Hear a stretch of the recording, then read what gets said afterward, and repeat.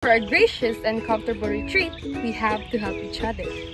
Here are some of our guidelines for our summer retreat. Let's go! Para sa ato ang lodging area, mas maayo kung atong likayan ang pagtunog sa atong mga silver mat gamit atong mga chanelas o sapatos.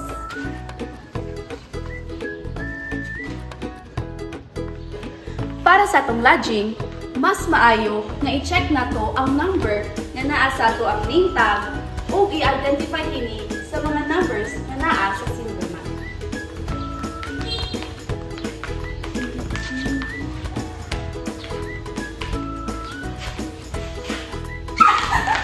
Do not remove signs.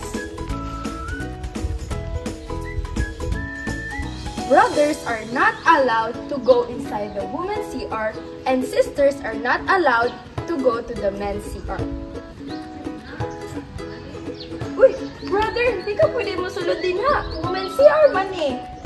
Dapat mo check sa kag mga sides usa mo sulod ka sa CRs. Okay, sorry sis. Tara brother. Sis, bawal na! Do not step on the toilet. I-check ang mga area or mga gamit na delikado para sa mga bata. Sis, delikado ni. Dali sa katuinos brother. Tama. Bawal musaka ug manguhit sa atuang mga mango tree. Uy sis! Uy sis! Dili ka po ni Dinan! Sis! Naman ka Dinan! Sis! Dili ka po sis! Para sa atong safety, kailangan ninyo i-remind ang inyong mga bata na bawal dulaan ang mga itoy sulod sa retreat center. Sulod sa atong retreat, bawal mugawa sa atong retreat center. Uy! Bawal!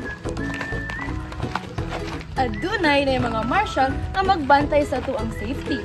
Sulod sa summer retreat, palihugdan-a ang mga importante na butang sama sa cellphone ug wallet ug kung naa ka mo yung mga slim bag, pwede kini ninyo ibutang ug dad-on ninyo kanunay.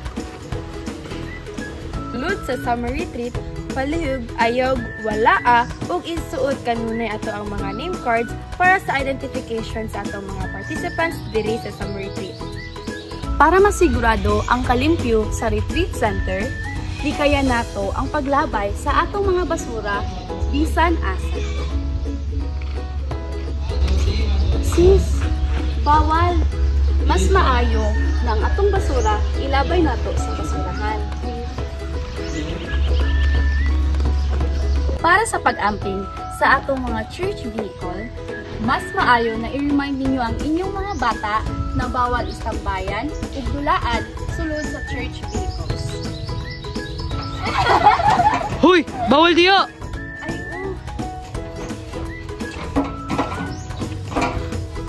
Para sa pag-amping sa atuang kantin, mas maayo na likayan nato ang pagpupundanay, pagsandig para dili maguba ang atong tindahan. Sis, balik ko ano sis? Balik dili pwede mo sandig sis, maguba ang tindahan. During sa food distribution, i-provide ninyo ang inyong mga food ticket na naa sa name card o likayan nato ang paggisi o pagwala niini para makadawat kamo sa inyong mga pagkaon.